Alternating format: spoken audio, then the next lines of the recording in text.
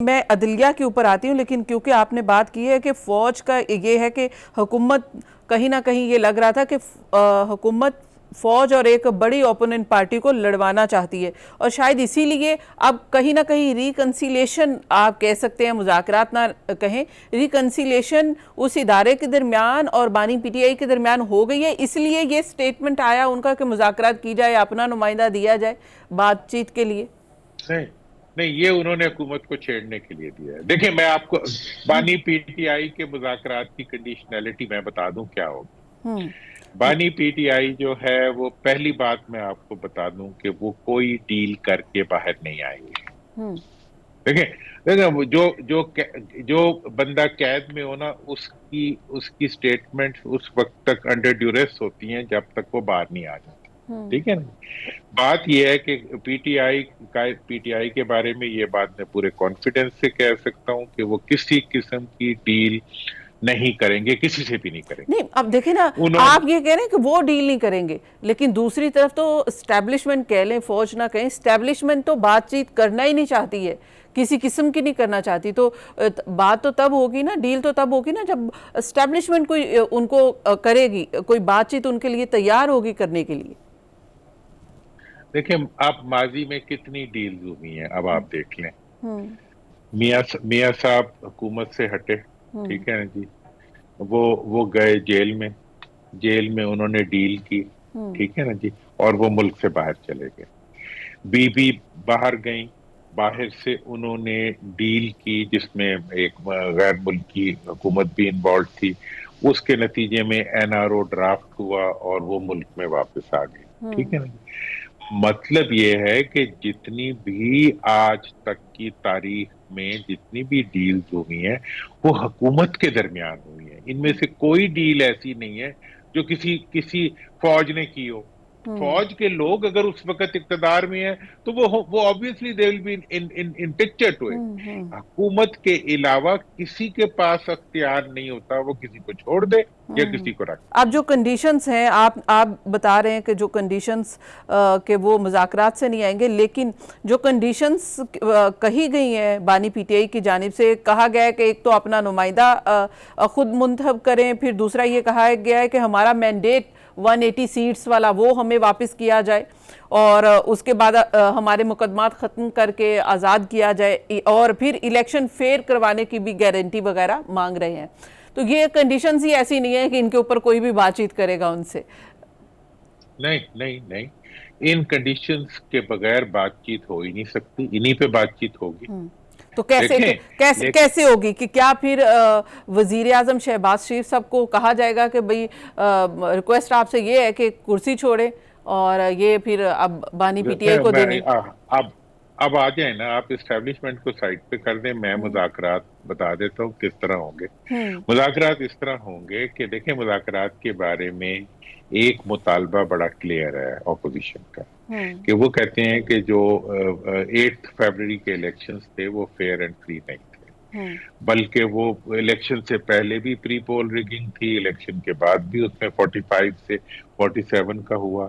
تو مطلب یہ ہے کہ سب سے پہلی چیز جس کو حکومت کو تسلیم کرنا پڑے گا، آپ دیکھیں پالیٹکس میں ڈسیپشنز ہوتی ہیں، وہ فوج کو کہہ رہے ہیں، کس کو کہہ رہے ہیں، وہ جس کو مرضی کہہ رہے ہیں، اور رپورٹر کو کیا کہہ رہے ہیں، اسے کیا سمجھ آ رہی ہے۔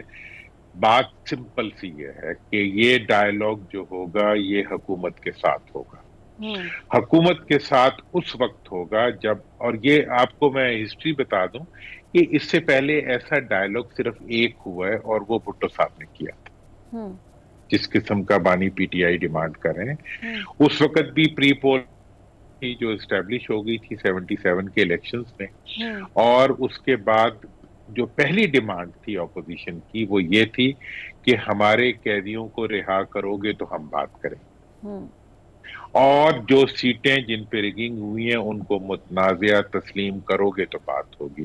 بھٹو صاحب نے ان لوگوں کو، پروفیسر غفور صاحب کو، مفتی محمود صاحب کو، اور اور جو उस वक्त उसमें डायलॉग में नवाब रजा नसरुल्लाह खान साहब को, इन लोगों को उन्होंने रिहा किया। इन सारों के ऊपर मुकदमे बने हुए थे, बानी पीटीआई से बड़े बड़े मुकदमे, इनके तो सारे खत्म हो गए, बने हुए। इन सारों को निकाला, इनको सामने बिठाया, उन सीटों पे बातचीत हुई जिन पे वो खुद मुंतखब होके बैठे हुए थे, और उसके बाद वो सारा एक एग्रीमेंट तैयार हुआ जो कि दयाल साहब की वजह से इनेक्ट ना हो सका।